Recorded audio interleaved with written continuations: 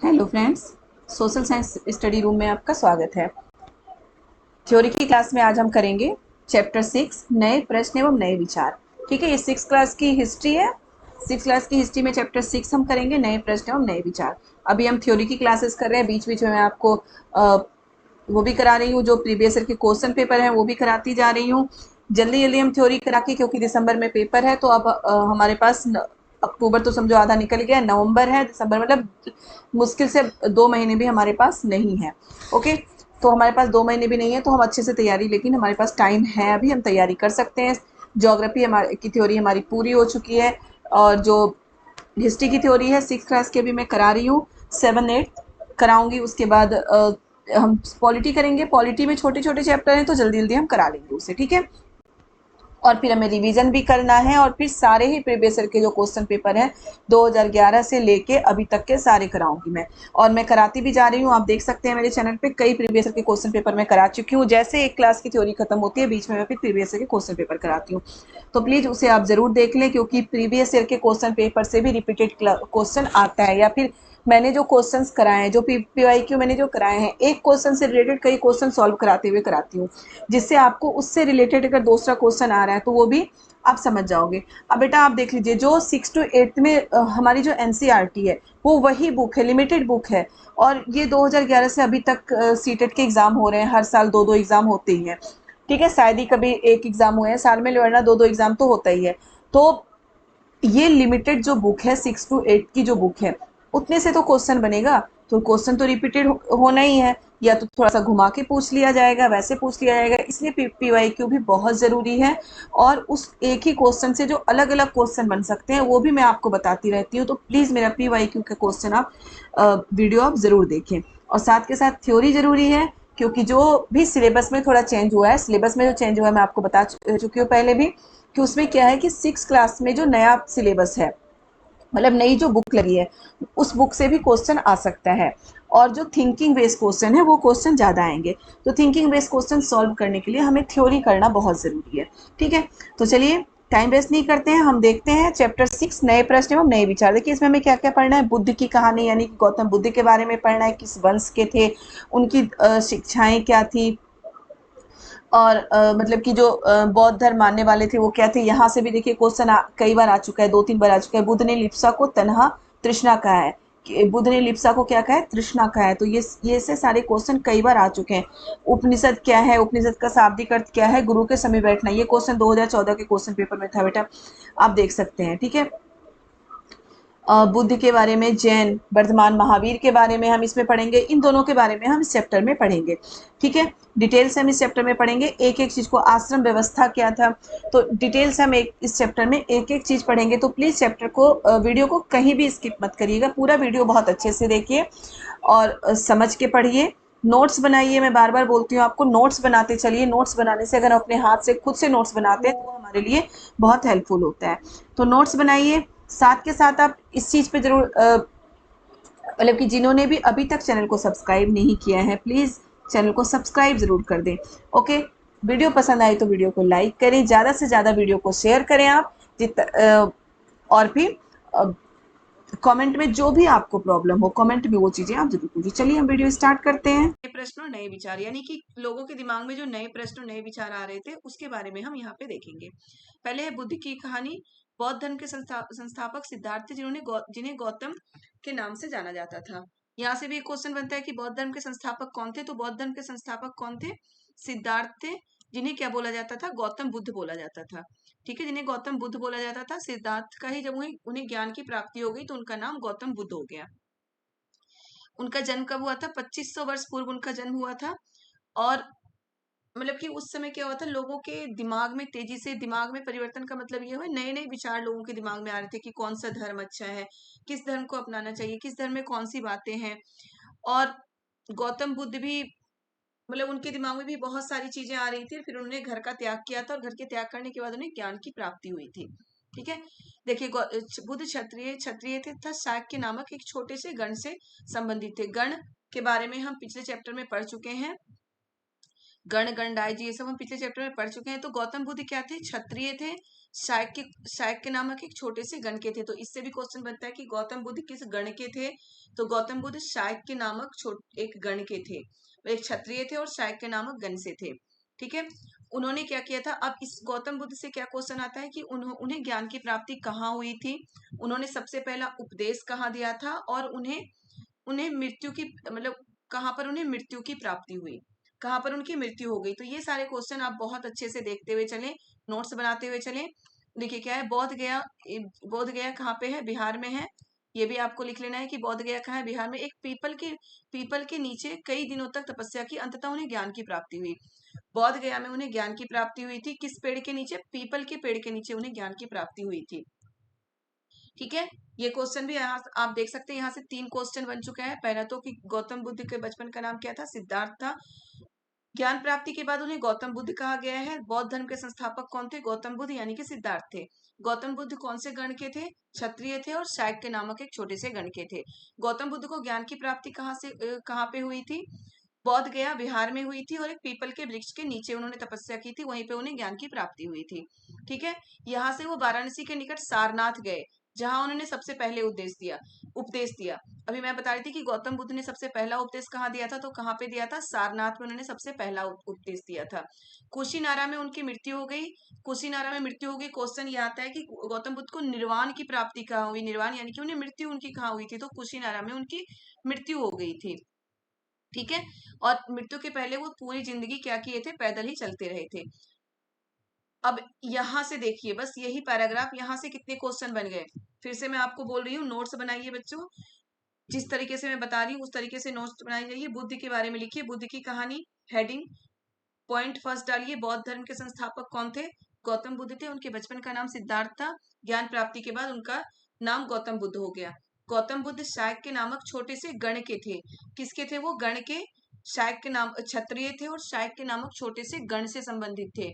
गौतम बुद्ध को ज्ञान की प्राप्ति बोध गया बिहार में हुई थी, और किस पेड़ के नीचे हुई थी, पीपल के पेड़ के नीचे हुई थी। गौतम बुद्ध ने सबसे पहला उपदेश कहाँ दिया था, वाराणसी के निकट सारनाथ में। सबसे पहला उपदेश वाराणसी के निकट सारनाथ में। गौतम बुद्ध को निर्वाण की प्राप्ति कहाँ हुई थी, यानी कि मृत्यु कहाँ हुई थी उनकी, कुशीनारा में उनकी मृत्यु हो गई थी।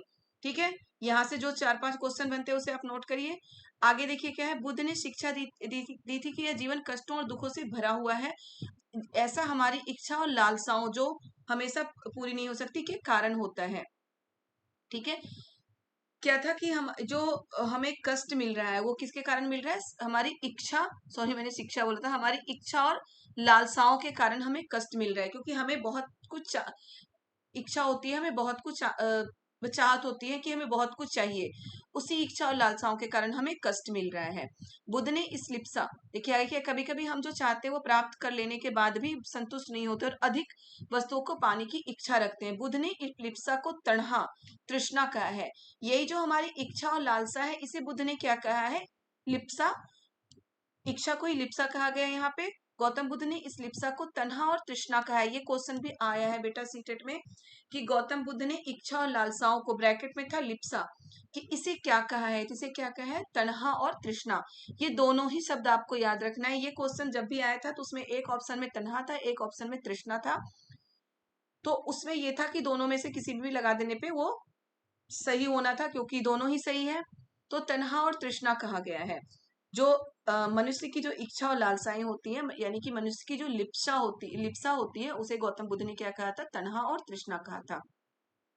बुद्ध ने अपनी शिक्षा सामान्य प्राकृत भाषा में दी थी। सामान्य प्राकृत भाषा यानी कि जिसे हम लोकल लैंग्वेज बोलते हैं, उस लैंग्वेज में, उस भाषा में बुद्ध ने अपनी शिक्षा दी थी, ताकि लोग उनकी शिक्षा को समझ सकें, उनके संदेश को समझ सकें। मान लो कि गौतम बुद्ध संस्कृत भाषा में शिक्षा देते या किसी और भाषा में शिक्षा देते जो लोगों के समझ में नहीं आती, आम जनता या फिर जो पढ़े लिखे जनता नहीं थे उनके समझ में नहीं आती, तो फिर उनके शिक्षा का कोई मतलब ही नहीं बन जाता। इसलिए क्या होता था कि वो शिक्षा किस भाषा में देते थे, प्राकृत भाषा में, यानी कि जो लोकल लैंग्वेज होता था उस भाषा में वो शिक्षा देते थे, जिससे कि सभी लोग इसे समझ पाए। तो ये क्वेश्चन भी बनता है कि बुद्ध की शिक्षा किस भाषा में थी, बुद्ध की शिक्षा प्राकृत भाषा में थी। देखिए सारनाथ स्तूप, सारनाथ, इस इमारत को स्तूप के नाम से जाना जाता है। यहीं पर बुद्ध ने अपना सर्वप्रथम उपदेश दिया था। मैं ऊपर आपको बता चुकी हूँ कि बुद्ध ने सर्वप्रथम उपदेश कहाँ दिया था, सारनाथ में। इसी घटना की स्मृति के लिए यहाँ स्तूप का निर्माण किया गया है। सारनाथ का स्तूप है ये। सारनाथ में जो गौतम बुद्ध ने सबसे पहले शिक्षा दी थी, सबसे पहले जो उपदेश दिया था, उसी के मतलब की घटना की याद के लिए यहाँ पे इस स्तूप का निर्माण किया गया है, घटना की स्मृति के लिए। ठीक है, अब देखिए किस्सा गौतमी की कहानी, ये सब स्टोरी हमें पढ़ने की जरूरत नहीं है। बुद्ध के बारे में आप इतना पढ़ लीजिए, यही क्वेश्चन आते हैं और इसके अलावा कोई क्वेश्चन नहीं आता। बुद्ध क्या थे वो, अब थोड़ा सा आप ये समझ लीजिए कि बुद्ध पशु बलि, किसी भी प्रकार से जो दूसरे मनुष्य को कष्ट देना, चाहे वो मनुष्य हो, पशु पक्षी हो, कुछ हो, कोई भी हो, किसी को वो नहीं चाहते थे कि किसी को कष्ट हो। उनके उपदेश में ये था किसी को कष्ट ना हो, घर का त्याग करने पर जोर देते थे। लेकिन बुद्ध की जो मतलब कि बौद्ध धर्म की जो नियम थे वो बहुत कठिन नियम नहीं थे, मतलब उसमें लचीलापन था, फ्लेक्सिबिलिटी थी कि हम मान भी सकते हैं, घर से भी बौद्ध धर्म का, घर में रह के भी बौद्ध धर्म का पालन कर सकते हैं, और बौद्ध धर्म को घर का त्याग करके ही बौद्ध धर्म का पालन कर सकते हैं। और जैन धर्म में क्या था कि जो जैन धर्म के नियम थे उनको मतलब कि बहुत ही कठिन, उन्हें मानना ही था, मतलब जो बौद्ध जैन धर्म मानेंगे उन्हें घर का त्याग करना ही है, ये था जैन धर्म में। ठीक है, चलिए आगे देखते हैं हम उपनिषद। उपनिषद क्या है? जिस समय बुद्ध उपदेश दे रहे थे उसी समय या उससे भी थोड़ा पहले दूसरे अन्य चिंतक भी कठिन प्रश्नों का उत्तर ढूंढने का प्रयास कर रहे थे। उनमें से कुछ मृत्यु के बाद के जीवन को जानना चाहते थे। ठीक है, और उन्हीं लोगों ने कुछ लिखा था जिन्हें हम उपनिषद कहते हैं। उन्होंने इसका वर्णन आत्मा तथा ब्रह्म अथवा सार्वभौम आत्मा के रूप में किया है।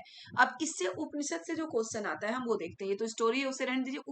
उपनिषद से क्या क्वेश्चन आता है, जो है ना बहुत सारे मतलब कि आत्मा के बारे में, परमात्मा के बारे में, सार्वभौम आत्मा के बारे में, ब्रह्म तथा आत्मा के बारे में, ये सारी चीजें उपनिषद में लिखी हुई है। ऐसे ही कई विचारों का संकलन उपनिषदों में हुआ है। उपनिषद उत्तर वैदिक ग्रंथों का हिस्सा है, याद रखिएगा, वैदिक ग्रंथों का, उत्तर वैदिक ग्रंथों का। ये भी आ जाता है क्वेश्चन कि उपनिषद किसका हिस्सा है, तो उपनिषद उत्तर वैदिक ग्रंथों का हिस्सा है। उपनिषद उसके बाद क्या, उपनिषद का शाब्दिक अर्थ है गुरु के समीप बैठना। ये क्वेश्चन भी आ चुका है बेटा 2012-13 के सीटेट में, शायद 13 के सीटेट में आया था ये, कि 12 या 13 के सीटेट में, कि उपनिषद का शाब्दिक अर्थ क्या है, गुरु के समीप बैठना। इन ग्रंथों में अध्यापकों और विद्यार्थियों के बीच बातचीत का संकलन है। उपनिषद में क्या होता है, विद्यार्थियों और अध्यापकों के बीच बातचीत का संकलन है। जैसे कि हम इसमें पढ़ चुके हैं कि ऋग्वेद में क्या था, ऋग्वेद में गुरु विश्वामित्र और दो नदियों के बीच वार्तालाप का संकलन था ऋग्वेद में। तो उपनिषद में क्या है, गुरु और अध्यापक और विद्यार्थियों के बीच बातचीत का संकलन है। देख लीजिए उपनिषद में पॉइंट, पहला पॉइंट क्या, उपनिषद में ब्रह्म, सार्वभौम आत्मा, परमात्मा, इन सभी का वर्णन है। ठीक है, उपनिषद वैदिक उत्तर वैदिक ग्रंथ है। दूसरा ये उपनिषद उत्तर वैदिक ग्रंथ है। तीसरा क्या है, उपनिषद का शाब्दिक अर्थ है गुरु के समीप बैठना, बहुत ही इंपॉर्टेंट है, याद रखिएगा, उपनिषद का शाब्दिक अर्थ है गुरु के समीप बैठना। चौथा आपका क्या है कि उपनिषद के ग्रंथों में अध्यापकों और विद्यार्थियों के बीच के बातचीत का संकलन है। किसके किसके बीच बातचीत हो रही है, क्वेश्चन आ सकता है कि उपनिषद में किन के बीचों के बातचीत का संकलन है। आप ये भी ऋग्वेद भी पढ़ चुके हैं, तो यहाँ पे बच्चे थोड़ा सा कंफ्यूज हो सकते हैं कि हमने तो ये पढ़ा था कि विश्वामित्र और नदियों के बीच बातचीत हो रही थी, तो हो सकता है जैसे ये क्वेश्चन आएगा कि उपनिषद में किसके किसके बीच बातचीत का संकलन है, तो हमारा दिमाग वहां चला जाता है। कभी कभी जब हम कंफ्यूज होते हैं और जब एग्जाम में क्या होता है कि हमारे ऊपर प्रेशर होता है, तो कोई पढ़ी हुई चीजें भी, बहुत अच्छे से पढ़ी हुई चीजें हम भूल भी सकते हैं, उस समय हमारा दिमाग वहां चला जाता है। तो ये दोनों बहुत अच्छे से याद रखिएगा कि उसमें क्या था ऋग्वेद में कि विश्वामित्र और दो नदियों के बीच बातचीत हो रही थी, और उपनिषद में क्या होता है, अध्यापक और विद्यार्थियों के बीच बातचीत का संकलन है। ठीक है, चलिए आगे देखते हैं। इन चर्चाओं में भाग लेने वाले अधिकांशतः पुरुष ब्राह्मण तथा राजा होते थे। तो क्या था, उपनिषद में जो चर्चाएं होती थी उसमें भाग लेने वाले कौन थे, ब्राह्मण और राजा। कभी कभी गार्गी जैसी स्त्री विचारकों का भी उल्लेख है। तो इसका मतलब ये है कि उपनिषद में औरतें भी थी, औरतों की भी बातों का संकलन था उसमें। गार्गी बहुत ही बड़ी विचारक थी। विद्वता के लिए प्रसिद्ध गार्गी राज दरबारों में होने वाले वाद विवाद में भाग लिया करती थी। ठीक है, गार्गी कौन थी, बहुत ही विद्वान एक महिला थी, जिनका संकलन जिनके बारे में कहा हमें पढ़ने को मिलता है, उपनिषद में। निर्धन व्यक्ति इस तरह के वाद विवाद में बहुत कम हिस्सा लेते थे। अब ये क्वेश्चन आ सकता है कि उपनिषद में जो वाद विवाद होते थे उसमें ऐसा कौन सा है जो हिस्सा नहीं लेता था। पहले पहले हो सकता है ब्राह्मण, दूसरे में राजा, स्त्री, निर्धन व्यक्ति। तो हमारा ध्यान कभी कभी ये ऐसा भी होता है कि जो पुराने समय थे उसमें स्त्रियों को उपनिषद में हिस्सा लेने की मतलब हिस्सा लेने के लिए किसी भी चीज में कर्म कांड में उस स्त्रियों को नहीं बैठने दिया जाता था। तो हो सकता है हमारे दिमाग में आ जाए कि स्त्रियां हो सकती हैं इसमें, लेकिन नहीं। गार्गी का उल्लेख उपनिषद में है कि वो वाद विवाद में हिस्सा लेती थी, तो इसका मतलब स्त्रियां भी वाद विवाद में हिस्सा लेती थी। लेकिन यहाँ पे क्लियर लिखा हुआ है कि निर्धन व्यक्ति इस तरह के वाद विवाद में बहुत कम ही हिस्सा लेते थे, यानी कि निर्धन व्यक्ति इस तरह के वाद विवाद में हिस्सा नहीं लेते थे।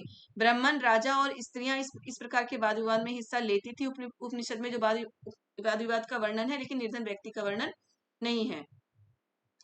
ये देखिए व्याकरणविद पाणिनि, इससे जो क्वेश्चन आता है, पाणिनि ने संस्कृत भाषा की व्याकरण की रचना की। यह आता है कि संस्कृत भाषा के व्याकरण की रचनाकार कौन है, तो पाणिनि है। याद रखिएगा, संस्कृत भाषा के व्याकरण के रचनाकार कौन है, पाणिनि है। चलिए अब हम जैन धर्म देखते हैं। जैन धर्म के संस्थापक कौन थे, वर्धमान महावीर। ठीक है, जैन धर्म के संस्थापक कौन थे, हमारे वर्धमान महावीर। तो सबसे पहले हम यहीं से स्टार्ट करते हैं कि जैन धर्म के संस्थापक वर्धमान महावीर थे। लगभग 2500 वर्ष पूर्व जैन धर्म के 24वें तथा अंतिम तीर्थकर। याद रखिएगा, क्वेश्चन ये भी आता है कि जैन धर्म के 24वें तथा अंतिम तीर्थकर कौन थे, तो कौन थे, वर्धमान महावीर थे। महावीर ने भी अपने विचारों का प्रसार किया। ठीक है, जैन धर्म के 24वें तथा अंतिम तीर्थकर वर्धमान महावीर ने भी अपने विचारों का प्रसार किया हुआ। बज्जी संघ के लिच्छवी कुल के एक क्षत्रिय राजकुमार थे। वर्धमान महावीर भी क्षत्रिय थे, गौतम बुद्ध भी क्षत्रिय राजकुमार थे, वर्धमान महावीर भी क्षत्रिय थे। गौतम बुद्ध शाक्य गण के थे और वर्धमान महावीर क्या थे, वज्जी संघ के। ये संघ और गण, ये पिछले चैप्टर में आपको पढ़ा चुकी हूँ, जो कि उसमें मैं पढ़ा रही थी मगध के बारे में या फिर और वो सब बारे में, उसमें गण और संघ के बारे में मैं पढ़ा चुकी हूँ। तो गण संघ से किनका कौन रिलेट करते हैं, वर्धमान महावीर। और गण के कौन थे, हमारे गौतम बुद्ध। देखिए यहाँ पे मैं आपको ऊपर फिर से दिखाती हूँ, गौतम बुद्ध शाक्य गण के थे। ठीक है, क्षत्रिय थे और शाक्य गण के थे। वही वर्धमान महावीर का क्या है, ये लिच्छवी, यह एक वज्जी संघ के लिच्छवी कुल के क्षत्रिय राजकुमार थे। याद रखना कि वर्धमान महावीर वज्जी संघ के थे, क्षत्रिय थे और लिच्छवी कुल के एक राजकुमार थे। ठीक है, अब सत्य की इनका क्या मतलब कि इनकी जो शिक्षा क्या थी कि सत्य की जानने वाले इच्छा रखने वाले प्रत्येक स्त्री पुरुष को अपना घर छोड़ देना चाहिए। उन्हें अहिंसा के नियमों का कड़ाई से पालन करना चाहिए, जो ऊपर मैं बता चुकी हूँ। बौद्ध धर्म में भी अहिंसा के नियमों का पालन करने की बात की गई है, लेकिन कड़ाई से, इतनी कड़ाई से नहीं की गई है जितना जैन धर्म में की गई है। जैन धर्म में क्या है कि अहिंसा के नियमों का कड़ाई से पालन करना। इस वर्ड पे ध्यान देना कि अहिंसा के नियमों का कड़ाई से पालन करने की बात किसमें की गई है, जैन धर्म में। अर्थात किसी भी जीव को ना तो कष्ट देना चाहिए और ना ही उनकी हत्या करनी चाहिए। महावीर ने भी अपनी शिक्षा किसमें दी, प्राकृत भाषा में दी। गौतम बुद्ध ने भी अपनी शिक्षा प्राकृत भाषा में दी और महावीर ने भी अपनी शिक्षा प्राकृत भाषा में दी थी। अलग अलग भाषाएं होती है। प्राकृत भाषा में ऊपर आपको बता चुकी हूँ कि जो लोकल लैंग्वेज होता है उसे प्राकृत भाषा बोलते हैं। अब यहाँ पर ये देखिए, ये एक लाइन है तो इसे भी आप जरूर याद कर लें कि मगध में बोले जाने वाली प्राकृत मगधी कहलाती है।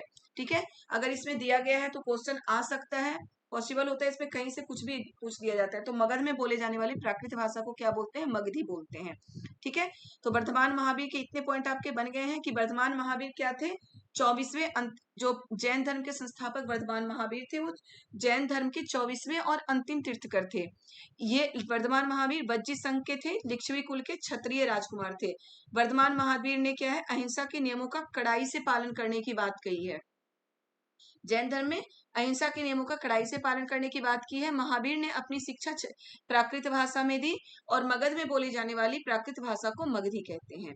ठीक है, अब देखिए यहाँ पे जैन का क्या है, जैन शब्द जिन शब्द से निकला है जिसका अर्थ है विजेता। ओके, यहाँ सकता है कि जैन शब्द का शाब्दिक अर्थ क्या है, विजेता।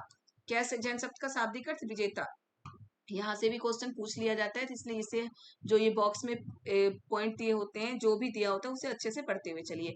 अब देखिए क्या है कि ये क्वेश्चन भी आ चुका था कि ऐसा कौन है जो जैन धर्म को नहीं मान सकता था, या जिसने जैन धर्म में ज्यादा इंटरेस्ट नहीं दिखाया। तो मुख्यतः व्यापारियों ने जैन धर्म का समर्थन किया था। जैन धर्म के समर्थन किसने किए थे, व्यापारी जैन धर्म का समर्थन किए थे। किसानों के लिए नियमों का पालन करना अत्यंत कठिन था, क्योंकि फसल की रक्षा के लिए उन्हें कीड़े मकोड़ों को मारना पड़ता था। ठीक है, अब जैन धर्म में क्या है कि हम फसल उगाने के लिए भी किसी कीड़े की हत्या नहीं कर सकते हैं, लेकिन इसलिए किसानों के लिए यही था कि किन के लिए जैन धर्म का पालन करना बहुत कठिन था, तो किसानों के लिए जैन धर्म का पालन करना कठिन था, इसलिए ज्यादातर किसान जैन धर्म का पालन नहीं कर पाते थे और व्यापारियों ने जैन धर्म का बहुत ज्यादा समर्थन किया है। दो शब्द याद रखिएगा, व्यापारी जैन धर्म के समर्थक थे और किसानों के लिए जैन धर्म का पालन करना कठिन था, क्योंकि वो कीड़े मकोड़ों को मारना पड़ता था उन्हें अपनी फसल की रक्षा के लिए। ठीक है, इतना क्वेश्चन जैन धर्म से आप देख लीजिएगा, बहुत ज्यादा नहीं है, पॉइंट वाइज आप बिल्कुल याद करते हुए चलिए, समझते हुए चलिए, नोट्स बनाते हुए चलिए। खुद से नोट्स बनाएंगे बेटा, किसी का बनाया हुआ नोट्स मैं चाहूँ तो आपको नोट्स बना के दे सकती हूँ, लेकिन मेरा लिखा हुआ नोट्स मैं लिखूंगी, आप बस रटेंगे उसे। आप खुद से लिखेंगे, थोड़ा सा मेहनत करना सीखिए, आप खुद से लिखेंगे, वो चीजें आपको बहुत अच्छे से याद रहेगी। मैं पॉइंट वाइज अभी इसलिए बता रही हूँ कि आप जैसे कि जैन धर्म, उसके बारे में पॉइंट लिखते जाइए।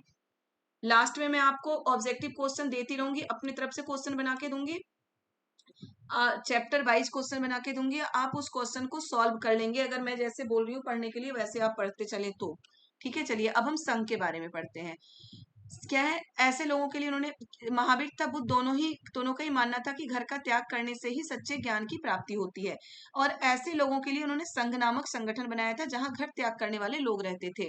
ठीक है, संघ नामक एक संगठन था जहां पे क्या होता था, बौद्ध धर्म और जैन धर्म के जो संस्थापक थे महावीर और गौतम बुद्ध, दोनों का ही ये मानना था कि घर, मतलब सच्चे ज्ञान की प्राप्ति के लिए घर का त्याग करना जरूरी है, और इसलिए उन्हीं लोगों का जो घर का त्याग करते थे उनके उनके लिए एक संगठन बनाया गया था, जहां पर क्या होता है, घर का त्याग करने वाले लोग रहते थे। संघ में रहने वाले बौद्ध भिक्षुओं के लिए बनाए गए नियम विनय पिटक नामक ग्रंथ में है।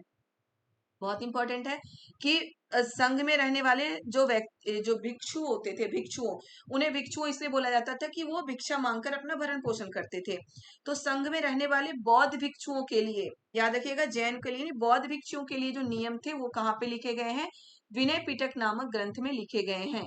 ठीक है, अब बौद्ध भिक्षुओं के लिए लिखे गए हैं, तो एक और इससे क्वेश्चन बन सकता है कि बौद्ध धर्म का जो ग्रंथ का नाम, या फिर विनय पिटक कौन से धर्म का ग्रंथ है, तो विनय पिटक किसका ग्रंथ है, बौद्ध धर्म का ग्रंथ है हमारा विनय पिटक। याद रखिएगा, विनय पिटक किसका ग्रंथ है, बौद्ध धर्म का ग्रंथ है। और इसमें संघ में रहने वाले बौद्ध भिक्षुओं के लिए जो नियम लिखे गए हैं वो कहाँ पे लिखे गए हैं, विनय पिटक में मिलते हैं। संघ में प्रवेश के लिए बच्चों को, याद रखिएगा, ऐसे क्वेश्चन भी आते हैं कि संघ में प्रवेश के क्या नियम थे, तो संघ में प्रवेश के लिए क्या था, बच्चों को अपने माता पिता से, दासों को अपने स्वामी से, राजा के यहाँ काम करने वाले लोगों को राजा से, तथा कर्जदारों को अपने देनदारों से अनुमति लेनी पड़ती थी। इसके साथ ही स्त्रियों को अपने पति से अनुमति लेनी पड़ती थी। ठीक है, संघ में प्रवेश करने के लिए स्त्रियों को अपने पति से अनुमति लेनी पड़ती थी, बच्चों को अपने माता पिता से, दासों को अपने स्वामी से, राजा के यहाँ काम करने वाले को अपने राजा से, और कर्जदार यानी कि अगर हम किसी से कर्ज लेते हैं तो हम उनसे अनुमति लेकर ही संघ में प्रवेश कर सकते हैं। तो ये भी आपको याद रखना है कि संघ में प्रवेश करने के लिए इन लोगों से अनुमति लेकर ही संघ में प्रवेश कर सकते थे।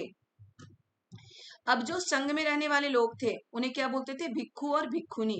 साधु भिखारी के लिए प्राकृत शब्द है भिक्खु और भिक्खुनी, क्योंकि वो भिक्षा मांगकर अपना भरण पोषण करते थे, इसलिए उन्हें भिक्खु और भिक्खुनी बोला गया था।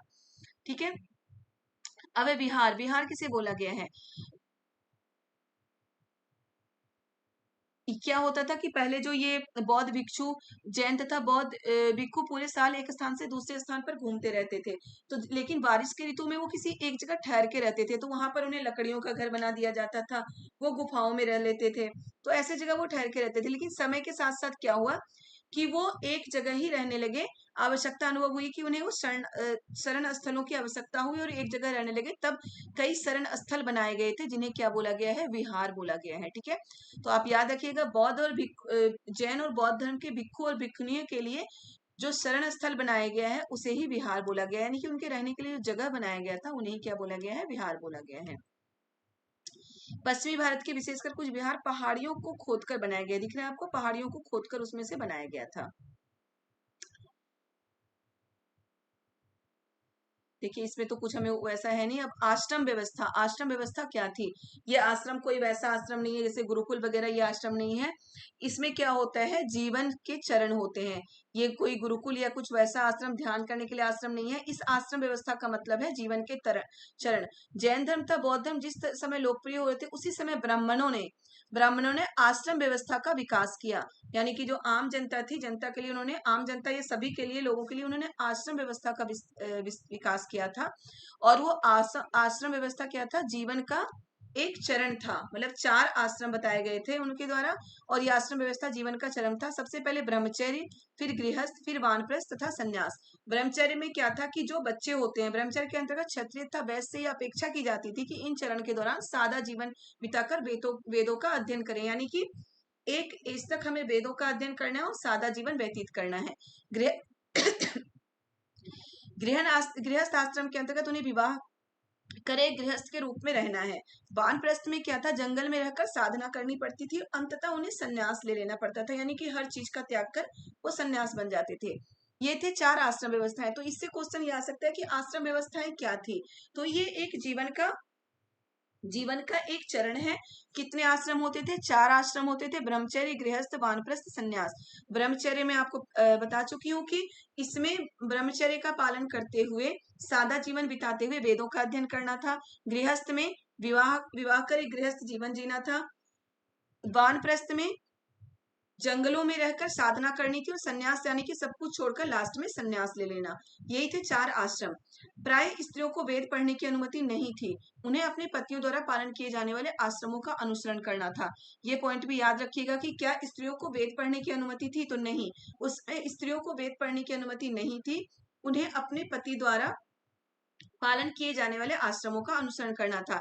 यानी कि पति जब चाहेंगे कि गृहस्थ के बाद वो वानप्रस्थ में जाएंगे, तो स्त्रियां भी उनके साथ वानप्रस्थ में जाएंगी, उनकी पत्नी भी उनके साथ वानप्रस्थ में जाएंगी। और जब पति संन्यास लेना चाहेंगे तो उनकी पत्नी को भी संन्यास लेना पड़ेगा। इस तरह से होता था, वो अपने आप कुछ नहीं कर सकती थी। इस तरह से देखिए बेटा, ये चैप्टर हो चुका है आपका। चलिए हम देखते हैं। चैप्टर हो गए नए प्रश्न नए विचार। इसमें हमने क्या क्या देखा? बौद्ध धर्म, जैन धर्म, उपनिषद और आश्रम व्यवस्था। यही 4 चीजें थी, बौद्ध धर्म, जैन धर्म, उपनिषद और आश्रम व्यवस्था। ठीक है, तो बहुत संघ और विहार से तो 1-2 क्वेश्चन बनते हैं।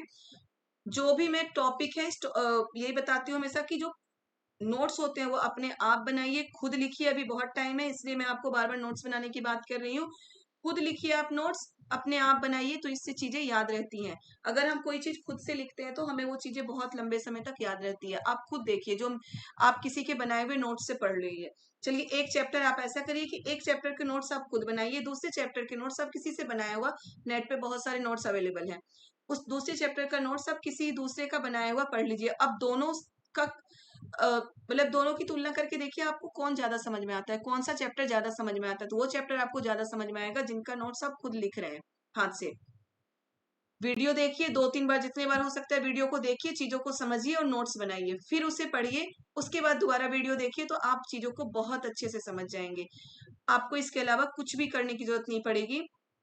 सीटेट आपका क्लियर है, 100% गारंटी है। और जो भी बच्चे नए हैं चैनल पे, प्लीज चैनल को सब्सक्राइब कर दे, वीडियो को लाइक करें।